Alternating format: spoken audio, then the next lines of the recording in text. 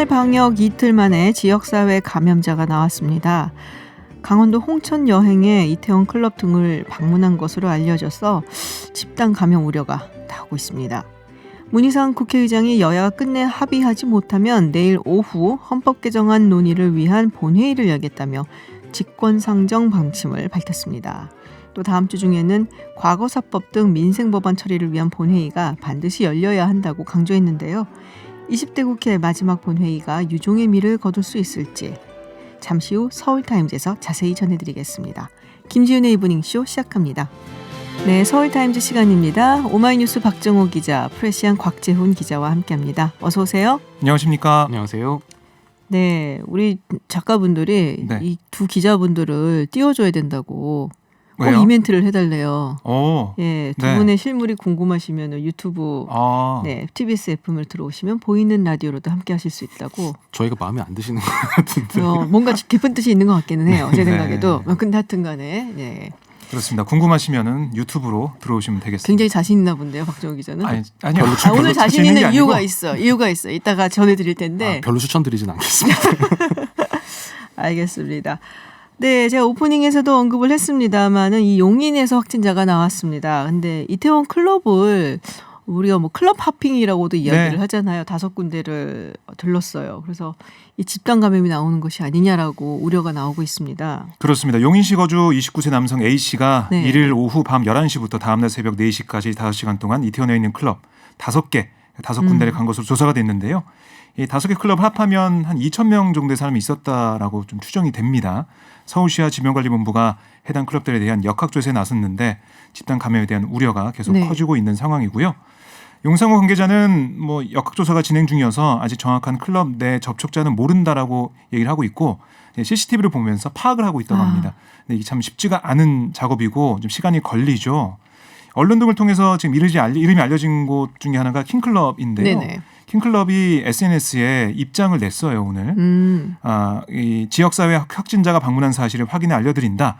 입장 시 발열 체크, 방명록 작성, 재입장 시 필수 손소독, 마스크 착용 이런 절차를 거쳤지만 확진자 동성에 노출이 됐다라고 얘기를 하고 있습니다. 이 킹클럽 포함해서 A씨가 다닌 이태원의 클럽, 그러니까 성소수자들이 주로 다니는 클럽을 좀 알려주고 있습니다.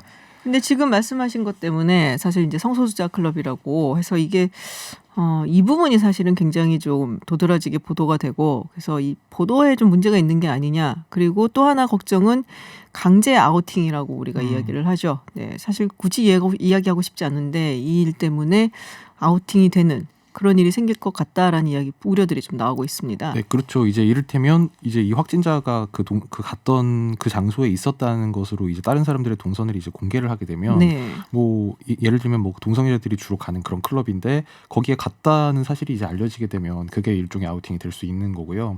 그리고 사실 이게 특히 이제 이제 기독교 재단 에서 이제 하는 언론사에서 이거를 막 단독이라고 보도를 했는데 사실 이게 코로나 바이러스가 이성애자한테는 전파가 안 되고 동성애자한테는 전파되고 이런 것도 아니니까 사실 이거는 그냥 유흥업소 내지는 그냥 클럽이라고만 보도를 해도 충분한 사안이었는데 좀 어떻게 보면 불필요한 방금 말씀하신 대로 그런 인권침해 소지도 있는 좀 그런 성격의 보도가 아니었나 싶습니다. 네, 어쨌든 이제 논란하고 비난이 좀 계속 나오자 이 당사자 이 A씨가 SNS에 글을 좀 남겼어요. 그러니까 이태원 클럽에 호기심에 갔다. 내 잘못이다라는 내용의 글을 남겼는데 A씨와 함께 클럽에 간 이 31세 남성 B씨도 코로나19로 확진이 됐습니다. 그러니까 지금까지 방역당국이 57명에 대한 신원을 파악해서 검사를 했는데요. 그중에 한 명이 감염자가 밝혀졌는데 문제는 이 남성이 해외여행 이력이 없고요. 기존 방역망에 잡히지 않는 지역사회 감염자로 분류가 돼요. 그러니까 이렇게 감염 경로가 좀 안 나와 있는 환자가 무방비 상태로 사회생활을 하기 때문에 좀 우려가 된다 이런 얘기를 하고 있습니다. 자, 지금 이제 생활 방역 사흘째예요. 사흘째 이제 됐는데 이 부분에 대해서 저희가 3부에서 전문가와 이야기를 좀 나눠보도록 하겠습니다. 자, 박정호 기자님이 이렇게 좀 밝았던 이유가 여기 있습니다. 김태년 의원이 민주당 새 원내대표로 당선이 되셨어요. 네, 맞추셨습니다. 요새 승률이 좀 좋으세요. 네. 제가 초반에 좀 틀렸는데요. 그 재미를 위해서 일부러 좀 틀린 면도 있어요. 초반은 아니고요. 상당히 중반기까지 틀렸어요.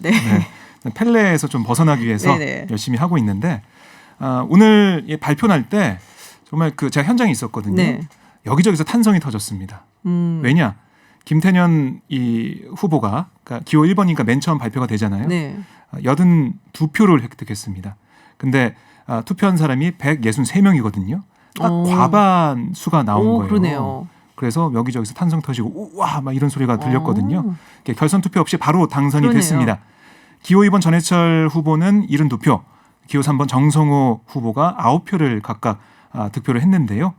어쨌든 제가 볼 때는 2차 결선까지 가지 않을까 싶었는데 정성호 후보가 생각보다 많은 득표를 못하는 바람에 양강구도에서 이렇게 됐고 전해철 후보도 좀 표를 많이 얻었다는 생각이 드는데 어쨌든 이 친문 후보라고 저희가 원어에서 많이 보도를 했고 친문의 싸움이다라고 얘기를 하면서 두 후보에게 스포트라이트가 좀 비춰졌어요. 그리고 정성호 후보 같은 경우는 초반에 야당과의 협치를 좀 강조하면서 그게 언론 보도를 통해서 부각이 되면서 좀 약간 이 표심에서 멀어진 게 아닌가 이런 생각도 듭니다. 어쨌든 82표 딱 과반을 넘긴 김태년 원내대표가 당선됐고 지금 보면 제가 봤을 때 다소 좀 여유가 느껴졌던 지난 선거 그러니까 이인영 원내대표가 당선됐을 때보다는 좀 절박한 그런 표정이랄까요?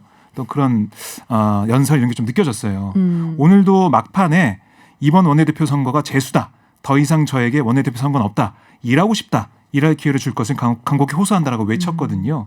이런 게 좀 영향을 미치지 않았나 생각이 듭니다. 그렇군요. 역시. 자, 내일 사실 또 미래통합당 원내대표를 뽑습니다. 이게 조금 더 어려워 보여요. 사실 민주당보다 죄송합니다만 제가 이번에 맞춘 것을 폄하하는 의도는 아닙니다만 근데 그 전에 토론회를 5시간 한다라는 얘기도 있고 초선 의원들 중심으로 또 이야기가 많이 오가고 있는 것 같아요. 어떻습니까 분위기가? 네, 이게 원래 이제 어제 미래통합당 그 선관위에서 발표를 하기로는 한 5시간 정도 이제 총 걸릴 것이다 이렇게 발표를 했는데 좀 아까 이제 세부 일정표가 나왔는데 봤더니 5시간까지는 아니고 10시부터 시작해서 한 2시 정도까지 끝내는 걸로 지금 그 조정돼 가지고 나왔습니다. 일단 구도는 뭐 아시는 분들은 아시겠지만 5선의 주호영 의원 그리고 4선의 권영세 당선자 이렇게 두 후보가 맞붙고요. 주호영 의원은 이제 친박계의 그 충청 지역의 3선인 이종배 의원 그리고 권영세 당선자는 경남 밀양 지역의 조혜진 당선자 이렇게 정책위 의장 파트너를 각각 골랐습니다. 그래서 조합으로 보면 이제 주호영 의원이 TK 그러니까 대구 경북 지역이고요. 권영세 의원은 수도권 여기가 서울 용산입니다. 그래서 각각 러닝메이트를 고른 분들이 이제 그 주호영 의원 같은 경우에는 충청권의 그 파트너를 골랐고 권영세 당선자는 경남 쪽 파트너를 골라서 그러니까 약간 자기가 여기 조금 표심을 자극 더 해야 된다라고 여겨지는 그쪽을 사실 좀 공략했다라고 볼 수가 있는 거죠. 지역별로 그렇게 고려를 했고 계파별로 봐도 사실 이제 주호영 의원은 뭐 원래 원조 친이계잖아요. 그리고 이종배 의원은 이제 친박계. 반대로 이제 권영세 후보조는 권 의원이 친박계, 조혜진 의원이 원조 친이계. 이렇게 계파 안배도 됐습니다. 그렇군요. 두 팀이라고 해야겠네요. 이제 두 팀. 그렇죠. 김종인 비대위에 대해서는 어떤 의견들을 갖고 있나요? 좀 다른가요? 사실 원래 이 방금 제가 이름 불러드린 네 후보들 중에 그러니까 네 후보라고 하면 두 명씩인 건데 이 중에 원래 조혜진 당선자를 빼고는 세 분은 대부분 이제 찬성하는 입장이었습니다. 이제 다만 조혜진 당선자는 좀 비판 입장이었는데 지금 보면 이제 모든 양쪽 모두가 뭐랄까요?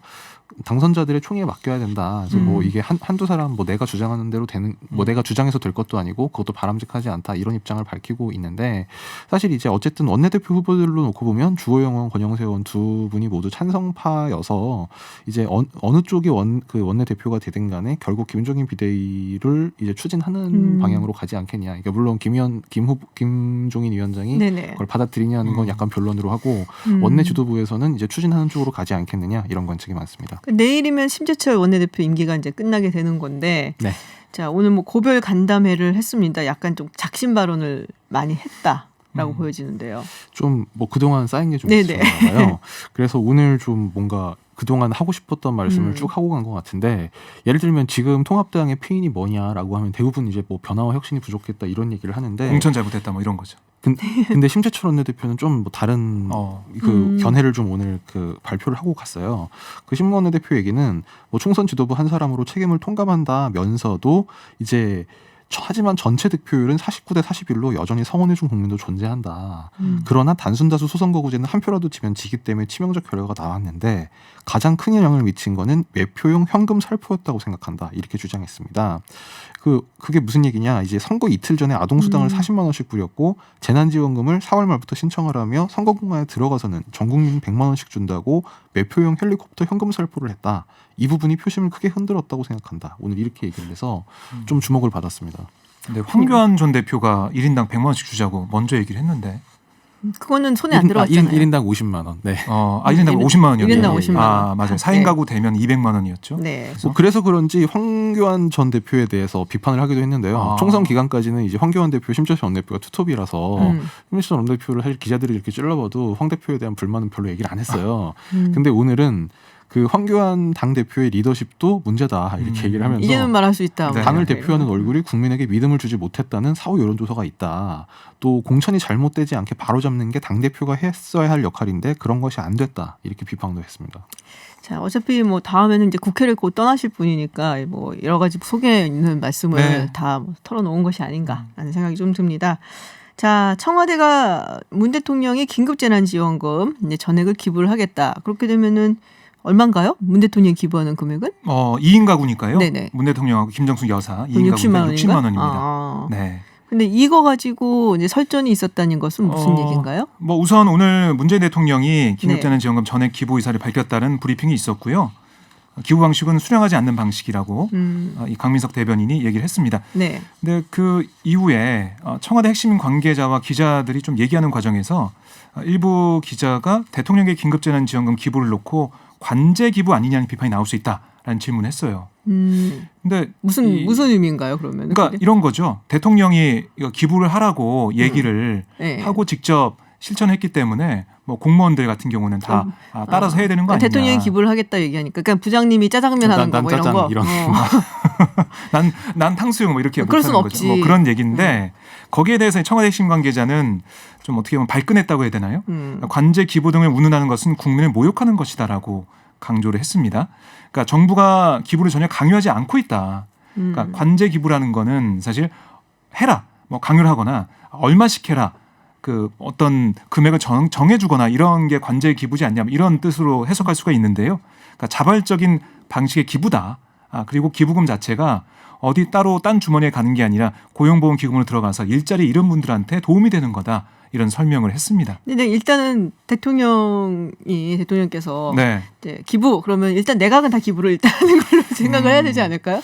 일단 청와대 관계자 얘기도요. 재난지원금과 관련해서는 기부의 길과 소비의 길이 있다. 또 일부 기부하고 일부 소비할 수도 있고 기부하지 않을 수도 있다면서 소비도 충분히 의미가 있다. 이렇게 얘기를 하긴 했습니다. 그렇죠. 소비도 의미가 있습니다. 또 그래서 청와대 참모진들을 그럼 단체로 기부하는 건가요? 이렇게 누가 물어봤는데 똑같은 질문을 했네요.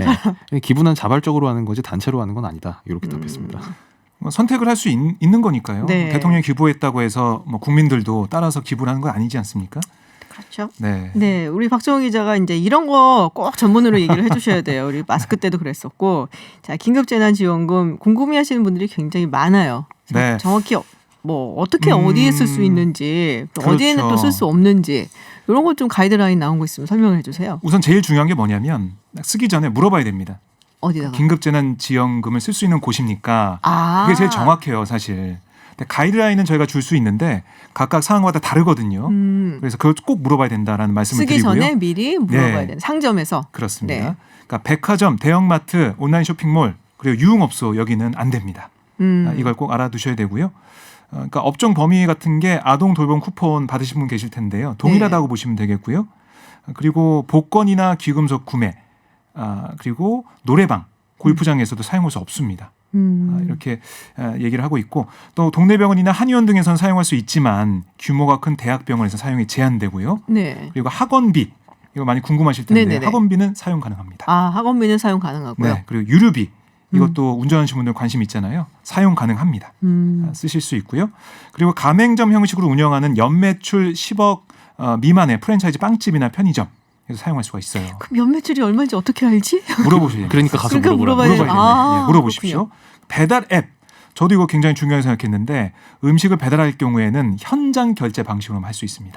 아, 그러니까 온라인 결제가 아니라 현장 그렇습니다. 결제. 현장에서. 딱 받으면서 하는 결제 말씀하신 네. 거죠? 그리고 상품권 이 거스름돈 받을 수 있냐 이런 질문도 좀 하고 계시는데요. 10,000원짜리 지역상 상품권은 80% 이상 사용하면 거스름도 받을 수 있어요. 그리고 3만 원, 5만 원 같은 더 큰 금액권은 60% 이상 써야 거스름돈을 받을 수가 있습니다. 그리고 이게 신용카드나 체크카드 같은 경우는 세대주한테 지급이 돼요. 네. 그러니까 세대주, 신용카드, 체크카드 여기에 들어오기 때문에 세대주가 뭐 대표로 이제 쓸 수 있는 그런 상황이 되겠고요. 저희 집 세대주가 제 아내기 때문에 네. 그걸 제가 알고 난 다음에 좀 관심이 많이 떨어진 것 네. 같아요. 굉장히 영혼 없는 표정으로 얘기를 하고 있어요 지금. 네, 세대주한테 들어온다는 점 명심하시기 네. 바라겠습니다. 알겠습니다. 고맙습니다. 네. 자, 취임 3주년이 됐습니다, 벌써. 네, 문재인 대통령 오는 10일에 대국민 연설에 나서기로 했는데 어떤 내용이 담길 것 같으세요? 네, 그러니까 5구 대선이니까 이제 토요일에 네. 3년이 되고 그 이튿날이 이제 3주년 다음 날이 되는데요. 그날 오전 11시에 춘추관에서 문재인 대통령이 대국민 특별연설을 한다고 오늘 청와대가 밝혔습니다. 이번 특별연설에서는 이제 코로나19 사태 해결 방안을 제시하는 동시에 남은 임기 2년 동안의 주요 국정과제 수행 관련 이제 내용이 담길 걸로 당연히 전망이 되고 있는데요. 오늘 청와대 고위 관계자 얘기를 들어보면 일단 연설에 코로나19 사태를 어떻게 풀어갈지 총체적 계획이 담길 것이다 이렇게 얘기를 했고 또 국정에 대한 전반적인 계획 혹은 시간표를 만들고 어떻게 국민들에게 알릴지 고민하고 있다 이렇게 얘기를 했습니다. 조금 힌트가 될 수 있는 걸 보면 오늘 이제 대통령 직속 국정기획위원회에서 그 인문사회연구원과 같이 이제 그 코로나19 위기 극복 방안 토론회를 열었는데요. 이제 여기에서 보면 물론 이제 재계 또 노동계 입장을 대표해서 나온 이제 토론자들이 각자 이제 입장을 충분히 잘 설명을 했습니다만 아무래도 이제 정부 여당 쪽에서 기조가 뭐냐 이게 많이 궁금하실 텐데 김진표 더불어민주당 의원이 축사에서 어떤 전문가는 우리가 IMF 구제금융 때처럼 GDP 30% 정도를 공적자금 투입으로 위기를 극복하면 선방 아니냐 이런 의견도 낸다. 600조 가량 금액이다. 확대 재정 방향으로 시사를 했습니다. 뭐 이거는 전 세계적인 방향이기는 한데 뭐 아무래도 사이즈를 두고 여러 가지 네. 이야기가 있는 것 같긴 합니다. 국회 이야기 좀 해보겠습니다. 문희상 국회의장이 내일 본회의를 열겠다라고 밝혔는데 지금 이제 국민개헌발안제 네. 걸려 있는 거죠. 그렇습니다. 네. 이게 9일까지 처리하지 않으면 폐기가 돼요. 그러니까 헌법 개정안의 경우 발의 60일 이내에 의결해야 되기 때문인데요. 주말인 9일은 뭐 본회의를 개최하지 않으니까 내일 금요일이 마지막 기회죠. 그러니까 국회의장, 그러니까 입법부의 수장으로서 이거를 뭐 그냥 두고 의결하지 않고 그냥 넘길 수는 없다는 거예요. 근데 통합당 입장에서는 본회의에 대한 좀 시큰둥한 모습, 참여하지 않을 그런 상황을 좀 보여지는데 어쨌든 뭐 통합당과 다른 당들을 좀 어떻게 보면 압박하는 그런 하나의 방안으로 전 읽혀져요. 그러니까 지금 근데 뭐 여기는 합의해라 뭐 이런 거죠. 원내대표 경선도 있고 지금. 그러니까 내일 네. 그 마라톤 토론을 통해서 점심에도 김밥 먹는데요. 통합당 의원들이 네. 힘도 많이 좀 모자르고 이럴 것 같아서 본회의가 안 열릴 것 같다는 생각이 듭니다. 아니 뭐 김밥이 아니라 여야 합의만 되면 뭐 김밥이 아니라 뭐 점심을 굶더라도 당연히 가야 되는데 이게 근데 심재철 원내대표가 어제 그저께 원내대책 회의를 하면서 이제 지난주에 이제 여야가 합의를 한 것처럼 합의를 했다고 보도가 됐다가 이제 이걸 통합당이 번복을 한 셈인데요. 여기에 대해서 자기가 번복한 게 아니다. 이게 내가 이인영 원내대표한테 얘기할 때 어차피 안 되니까 그냥 그러면 여시오 이제 이런 식으로 얘기를 한 거지. 어차피 안 되니까 개최에 합의한 것처럼 얘기하는 것 자체는 뭐 왜곡이다. 이제 심 원내대표는 이제 그렇게 주장을 하면서 이제 내일은 어차피 원내대표 경선을 여는 당선자총회, 의원총회가 있기 때문에 이제 자기들은 참석할 수 없다 이런 주장을 밝혔고 또 지금 원내대표 후보 2명도 뭐 권영세 당선자나 주호영 의원이나 뭐 예를 들면 뭐 지금 20대 국회 잔여 법안을 처리하기 위해서 민생법안 처리를 위해서 다음 주에 또 본회의를 하는 뭐 그거는 이제 원내대표 지도부가 꾸려지면 협의는 해볼 수 있는 문제인데 내일 본회의는 안 된다 이런 입장 공통적으로 밝히고 있습니다. 네. 지금 3154님께서 청취자분이신데 문자 보내주셨어요. 궁금하시다고 지역화폐 계산 후에 현금 영수증도 할 수 있는지 궁금하다라고 문자 보내주셨는데요. 저희가 막 이제 급하게 좀 찾아봤어요. 네, 제가 알기로는 할 수 있는 걸로 알고 있는데요. 네, 지역화폐로 하고 현금 영수증 처리가 가능하다고 합니다. 그렇습니다. 네, 도움이 되셨길 바라고요. 여러 가지 질문들 많으신데 가장 정확한 것은 어디서 쓸 수 있는지는 쓰려고 예정을 하고 계시는 곳에 물어보시는 것이 가장 정확할 것 같습니다. 네, 그러면은 지금 뭐 통합당이 참석을 할지 안 할지 대체로 안 할 것 같다는 의견이 조금 대세인 것 같은데. 네, 내일 근데, 아마. 그 외에 이제 다른 민생 법안도 사실 있잖아요. 처리를 해야 되는 거. 그렇습니다. 그거는 이제 내일 선출될 통합당 원내대표한테 좀 협상이 달려 있는 거죠. 김태년 원내대표는 열어야 된다는 입장이고요. 민주당은 계속 얘기를 하고 있죠. 그 형제복지원 그 피해자도 계속 의원회관 지붕에서 농성을 하고 있습니다. 그 밑에 소방 매트가 좀 깔려 있긴 한데요. 많이 걱정되는 상황이거든요. 그러니까 과거사법을 처리 꼭 해야 된다라고 요구하고 있고, M원방 방지법 같은 경우도 지난번 4월에 처리된 거 말고 과방에서 통과된 게 또 있거든요. 그것도 처리해야 된다라는 얘기가 나오고 있어서 아마 그 여론상 통합당에서도 다음 주에 여는 것은 받아들이지 않을까 하는 생각을 해봅니다. 네. 네, 알겠습니다.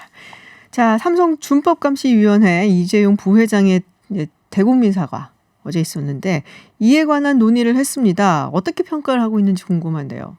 예, 삼성그룹 준법감시위원회가 그 어제 이재용 부회장의 대국민 사과에 대해서 그 이행 로드맵을 마련해야 한다, 이제 이런 취지의 입장을 냈습니다. 오늘 5차 정례회의가 이 삼성생명 그 서초 사옥에서 있었는데요. 위원회 권고에 따라 이 부회장의 답변 발표가 직접적으로 이뤄지고 준법 가치를 실현하겠다는 의지를 표명한 점에 대해서 의미 있게 평가한다, 이렇게 밝히면서도 다만 구체적인 실행 방안, 즉 준법 의무 위반이 발생하지 않을 지속 가능한 경영체계 수립, 또 노동삼권의 실효성 있는 보장, 시민사회의 실질적 신뢰 회복을 위한 실천 방안 등이 뒷받침돼야 한다, 이렇게 지적하는 취지의 의견도 냈습니다.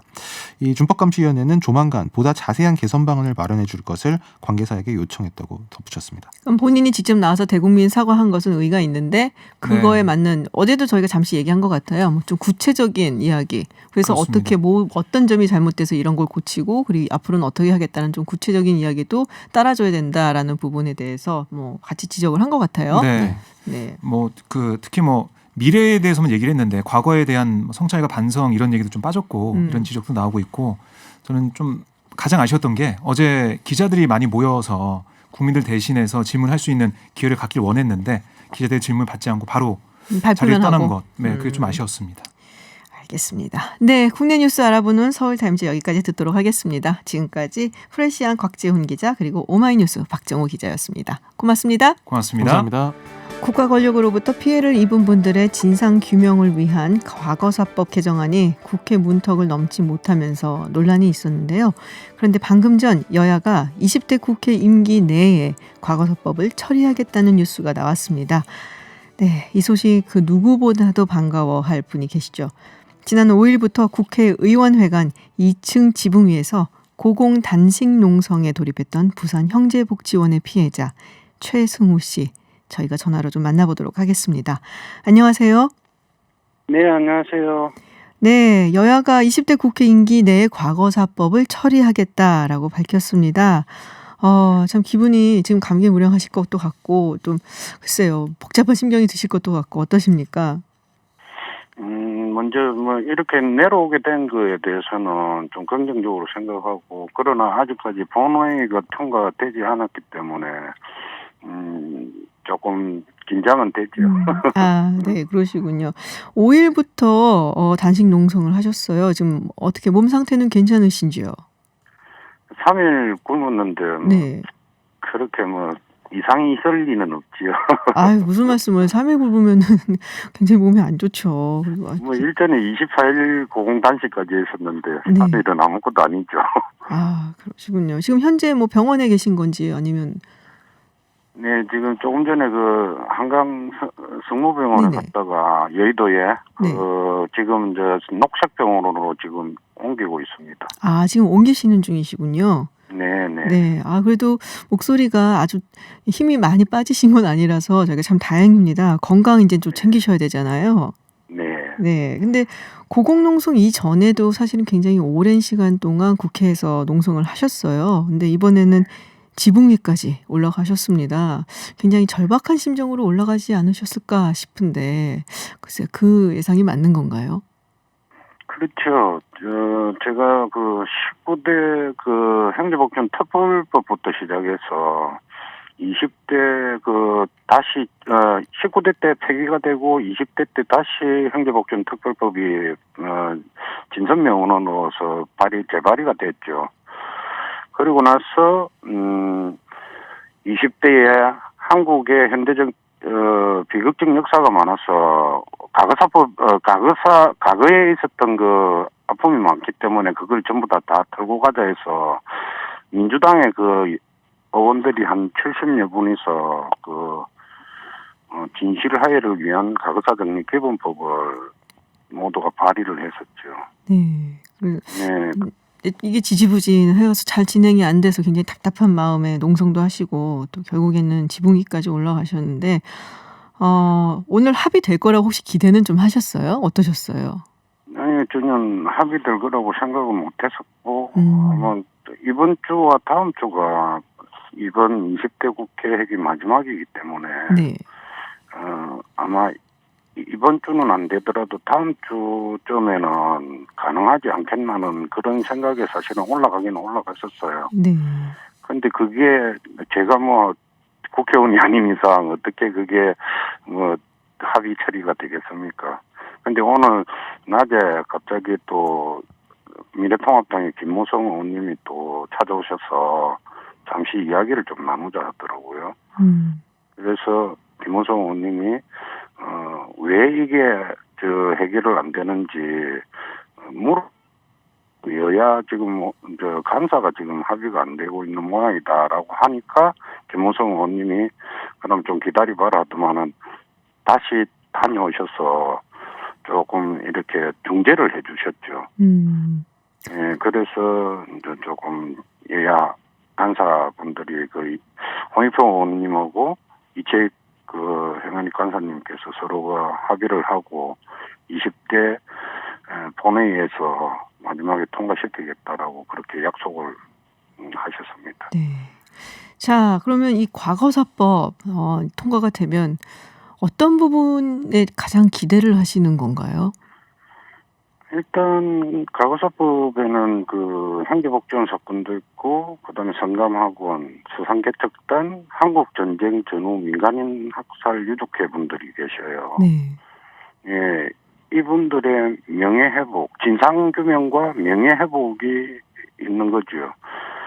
어쨌든 현대복지원 사건의 피해 생존자들은 국가가 만든 불안하잖아요. 네. 짐승 같은 삶을 살다 보니까 너무 힘들게 살아왔던 거죠. 어린 나이에. 네네. 근데 지금도 현재 국가가 제대로 된 진상규명을 해주지 않으니까 여전히 고통받고 살고 심지어 자살을 한다든지 아니면 정신병원에 있다든지 시설 쪽에 거의 대부분 있고 아니면 술로 살아가고 기초생활수급자고 그렇거든요. 네. 사실은. 그래서 좀 더 국가가 어쨌든 입법기관인 국회에서 법을 만들고 국가가 철저히 조사를 해가지고 진상규명하고 명예회복을 시켜주는 게 그게 당연한 거잖아요. 네네. 예. 네. 사실 14세에 끌려가셨잖아요. 우리 최승우 씨는 지금 저희 아이보다도 어린 나이인데 그리고 5년 가까이 그렇게 고생을 하셨고 그거에 대한 보상이 되겠습니까마는 어쨌든 명예회복, 진상규명을 통한 명예회복이 가장 중요하다라는 말씀으로 제가 듣겠습니다. 네, 오늘 건강 잘 챙기시고요. 돌아가셔서 네. 그리고 앞으로도 계속 건강 챙기시고 그리고 본회의에서 통과되는 거 같이 함께 기원하도록 하겠습니다. 고맙습니다. 네, 감사합니다. 네. 네, 지금까지 부산 현대복지원 사건의 피해자 최승우 씨와 이야기 나눴습니다. 네, 이어서 국회 행원위 간사를 맡고 있는 홍익표 더불어민주당 의원 전화로 만나보겠습니다. 안녕하세요, 의원님.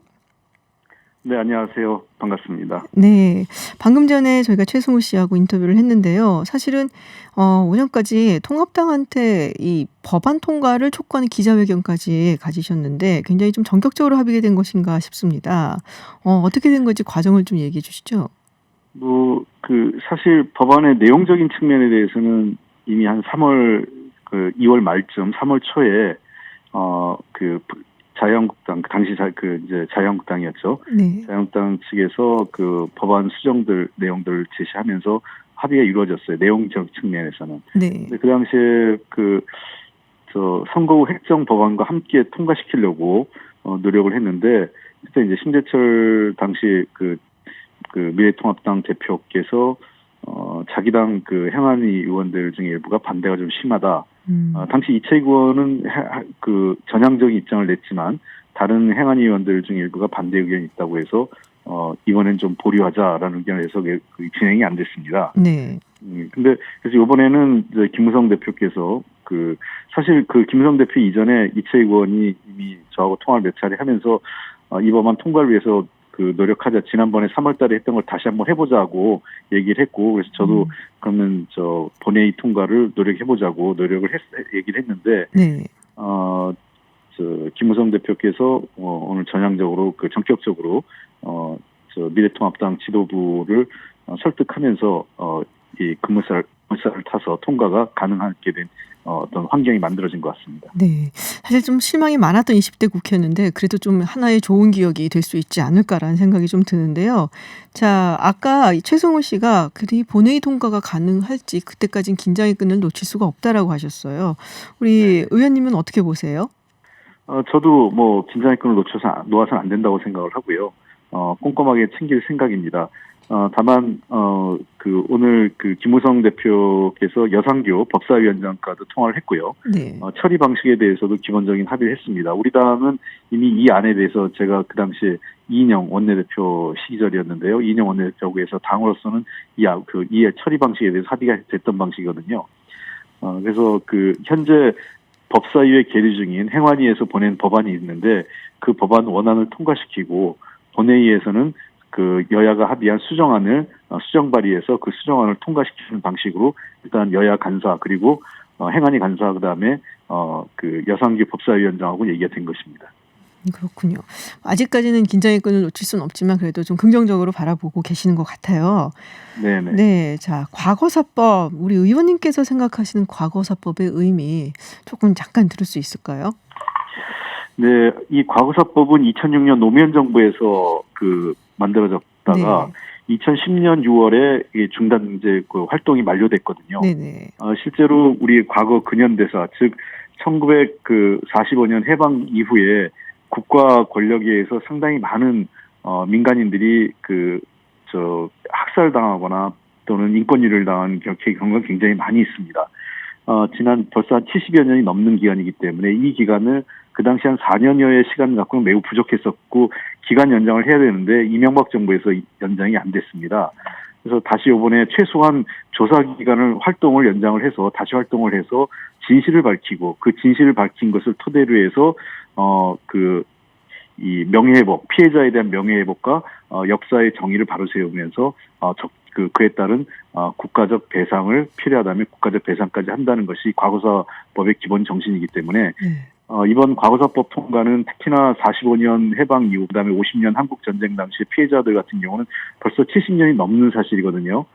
이미 피해자들께서 벌써 유명을 달리하고 계시고 또 앞서 피해자인 형제복지원이나 또는 성감학원 또는 서산 간첩단 사건과 관련된 인권유린 피해자들께서도 인권유린에 대한 또는 그 당시 수용시설에서의 여러 가지 학대로 인해서 후유증으로 굉장히 어려움을 겪고 계시고 많은 질병으로 어려움을 겪고 계시는데 빠른 시일 내에 진실이 규명돼서 그분들의 명예회복과 함께 적절한 배상이 반드시 이루어진다고 생각을 하는데 그런 측면에서 과거사법에 이번에 합의안이 통과된다면 그 첫걸음이 시작된다고 생각합니다. 네, 일전에 국가가 행했던 폭력, 이 폭력 행위에 대한 어떤 국가의 공식적인 사과가 아닐까라고 저는 이제 보고 있는데요.